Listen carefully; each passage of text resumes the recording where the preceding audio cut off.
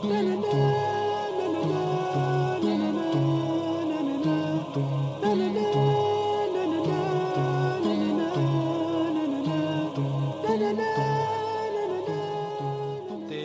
last few years, even months, in the world has shown us an intensification in apocalyptic events.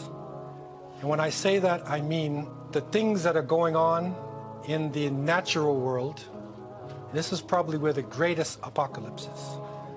The natural world, the floods, the earthquakes, the hurricanes, the fires.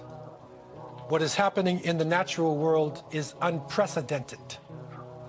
The warming of the earth has actually reached a state that they have never imagined possible. Antarctica right now, the huge ice caps are melting. And no doubt, within the next few years, may Allah forbid, but the reality is in the next few years we will be witnessing some natural events which is going to change the relationship of people forever. The earth itself is, in a sense, throwing us off. Human beings have become, to a great extent, like a virus, where we literally infect the body. The places where so-called civilization goes in this past 300-400 years, it literally infects the environment, destroys the water, destroys the atmosphere, and causes confusion. Along with this extreme test that we're under, and many of the scientists came to the conclusion, and I learned about this many years ago when I was living in Southern Africa, because the scientists of the world had gathered in South Africa, which they considered to be one of the oldest places of human life. And they came to the conclusion that we are living in what they call the sixth extinction. Okay, so if you get a chance, Google this thing, sixth extinction in geology, archaeology, and found that, over the past hundreds and thousands of years, that because of climatic change, there have been major extinctions of life forms.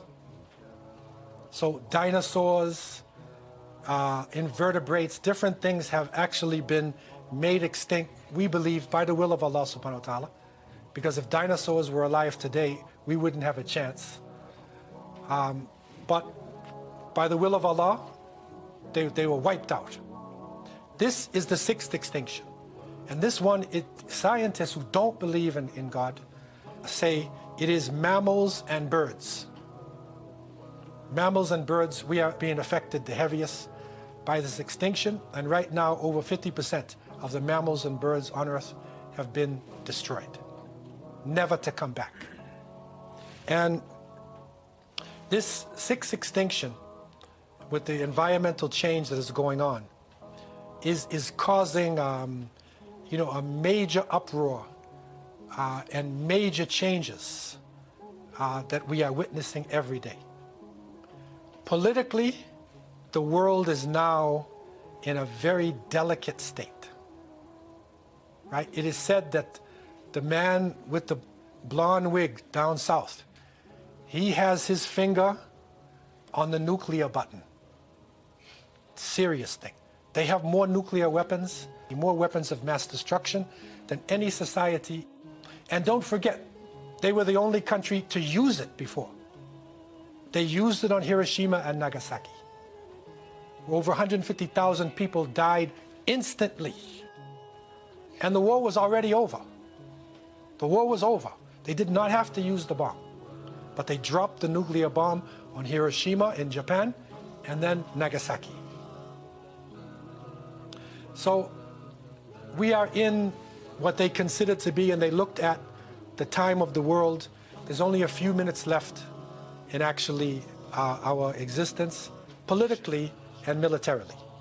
Because if the wrong thing happens and a bomb hits one place and then the reaction goes there would easily be a nuclear war whose fallout could destroy much of what we know as civilization. Economically, we are at the footsteps of a recession. There was a great recession in 2008, right? There is another one which is about to strike again. And the recent tariffs that are going on, the trade wars between US and China, is going to put us to the brink of a major confusion economically. And right now, the most important institution in all of our mega cities is the bank. Any city that you go to, and I've traveled to a number of countries, right? Anytime you come into a big city, look at that city, if it's part of the so-called Western civilization, and the biggest building is the bank. Usually the next one, insurance. Mark my words, go to any city and look. And you're going to see. The bankers are actually deciding the politics of the world. And many of your leaders, our leaders, are merely public relations officers. And when the confusion hits economically, right, that's going to hit the source, the bottom line. And we Muslims, who have been blessed with the last revelation, we are in the middle of it. We are in the middle of it.